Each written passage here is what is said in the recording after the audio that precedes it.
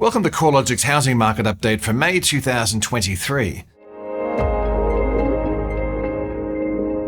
It's looking increasingly likely that Australia's housing values have bottomed out, with CoreLogic's National Home Value Index having posted a second consecutive monthly rise. April's 0.5% increase follows a 0.6% lift in March, leaving the Home Value Index 1% higher over the past 3 months. It's becoming more evident the housing market has moved through an inflection point after falling 9.1% between May 2022 and February of 2023. Not only are we seeing housing values stabilising or rising across most areas of the country, a number of other indicators are confirming the positive shift. Auction clearance rates are holding slightly above the long-run average, sentiment has lifted, and home sales are trending around the previous 5-year average. Sydney increased 1.3% in April and is leading the positive turn in housing conditions, with dwelling values rising each month since February. In further evidence that a positive growth trend has emerged, the 4 largest capital cities all recorded a rise in housing values over the rolling quarter. The more positive trend in housing values comes amid a worsening imbalance between supply and demand, with a significant lift in net overseas migration running headlong into a lack of housing supply.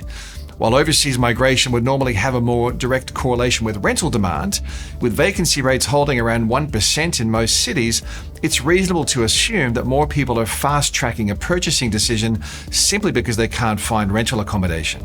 On the supply side, many prospective vendors have stayed on the sidelines through the downturn, keeping inventory at below-average levels and providing sellers with some leverage at the negotiation table. There's also the growing expectation that the rate hiking cycle is over, or nearly over, following the most rapid and significant cycle of interest rate hikes on record. A consensus view that interest rates have peaked amid a sharp drop in home values could be contributing to a broader perception that the housing market has bottomed out. If interest rates stabilise from here, there's a good chance consumer sentiment will improve, bolstering housing market activity from both a purchasing and a selling perspective. Notably, the trend towards more positive housing market conditions has occurred while interest rates remain well above average. The last time we saw housing values trending higher through a rising interest rate environment was during the mid to late 2000s, when the mining boom was underway. This period was also characterised by surging net overseas migration that contributed significantly to housing demand. The trend among regional markets is one of diversity. While values are generally stabilising or rising in most areas, regional New South Wales and regional Victoria were the only rest of state regions last month to record a fall in housing values. However, the quarterly trend indicates these regions are also on a clear trajectory towards a stabilisation in values. Persistently low levels of advertised supply is a key factor in supporting housing values. The flow of newly listed properties has held below the 5-year average since September 2022, with the rolling 4-week trend holding around 14% below the average for this time of the year towards the end of April. With the flow of new listings holding lower than normal, total advertised inventory was tracking nearly 22% below the previous 5-year average for this time of the year. Advertised supply was well below average across every capital city over the 4 weeks ending April 23rd, apart from Hobart, where listing numbers have been rising, albeit from a low base.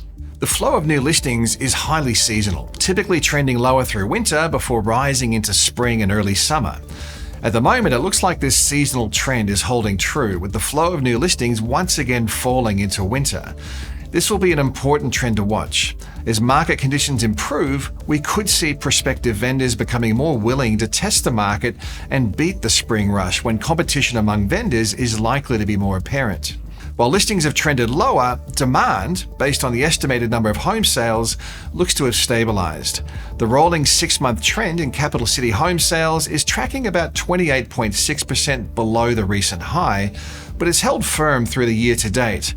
On a rolling quarterly basis, estimated capital city home sales were approximately 2.4% below the previous 5-year average for this time of the year.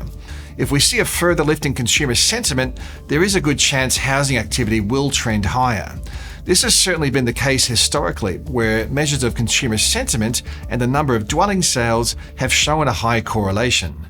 Brisbane home values have posted a subtle rise over the past 2 months, up 0.3% in April, following a 0.1% rise in March.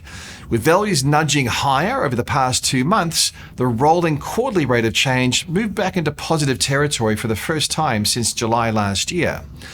Advertised supply levels remain extremely low, tracking 39% below the 5-year average at the end of April, helping to bring the median selling time down a little to 28 days, while discounting rates also reduced back to 3.9%. Rental markets remain extremely tight with a vacancy rate of just 1.1%, only slightly off a record low of 1% recorded in July last year. Overall, it's looking like the Australian housing market has moved through what's been a relatively short but sharp downturn. For combined capital city dwelling values, the 9.7% drop from the April 2022 peak to a trough in February this year was the second largest on record, as well as the steepest decline relative to previous downturns. The 10.2% value decline recorded through the 2017 to 2019 downturn was the largest drop since CoreLogic records began back in 1980. Typically, we wouldn't see housing values start a new growth cycle until monetary policy started to ease, or credit policies loosened, or some level of fiscal support was introduced. The shift towards more positive conditions has come about in the absence of these factors. The key drivers of this positive inflection seem to be the larger than expected rise in net overseas migration, which has created additional demand for housing at a time of extremely tight rental conditions and well below average levels of advertised supply. While the bottom of the downturn looks quite convincing, we aren't expecting housing values to rise materially until interest rates reduce, until credit policies ease, or if housing-focused stimulus is introduced, or potentially a combination of these factors.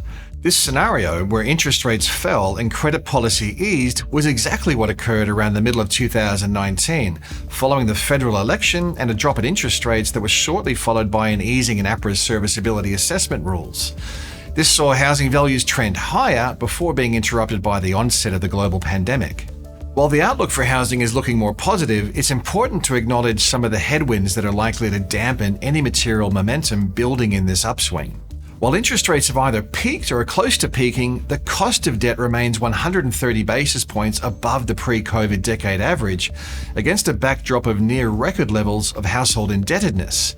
The combination of high cost of debt and high level of debt, as well as cost of living pressures, is likely to keep sentiment at below average levels, at least until interest rates start to come down. Although values have fallen, the housing market remains unaffordable for many. Even with a recent sharp drop in values, the median value of a capital city dwelling remains 12%, or roughly $83,000 higher than it was at the onset of COVID back in March of 2020. The dwelling value to income ratio was just under 8 at the end of the September quarter last year, compared with a ratio of 7.2 at the onset of COVID. Serviceability costs have continued to rise, with approximately 42% of the median capital city household income required to service a new mortgage on the median value home in September last year, a figure that's expected to rise when updated data comes out later this month. Additionally, we're yet to see the full impact of the rapid rate hiking cycle flow through to household balance sheets. Arguably, the lag of rate hikes hitting the household sector will be longer than normal due to the larger portion of fixed-rate borrowers who have, so far, been insulated from rate hikes. As more borrowers feel the impact of higher interest rates, it's likely we will see more evidence of distress, including a rise in mortgage arrears, albeit from record lows, and potentially a lift in motivated listings. With labour markets expected to remain tight, the risk of distress selling should be contained. Unemployment continues to track around generational lows, holding around the mid-3% range since June last year, compared with the pre-COVID decade average of 5.5%. Public and private sector forecasts have the unemployment rate rising, but remaining well below the decade average benchmark. The outlook for housing markets largely rests with the trajectory of interest rates. The timing of a rate cut remains highly uncertain. However, once we see rates coming down, that's when we could start to see some sustained momentum gather in housing markets. If you want to stay across all the twists and turns in the housing market, make sure you're checking out the research pages of the CoreLogic website.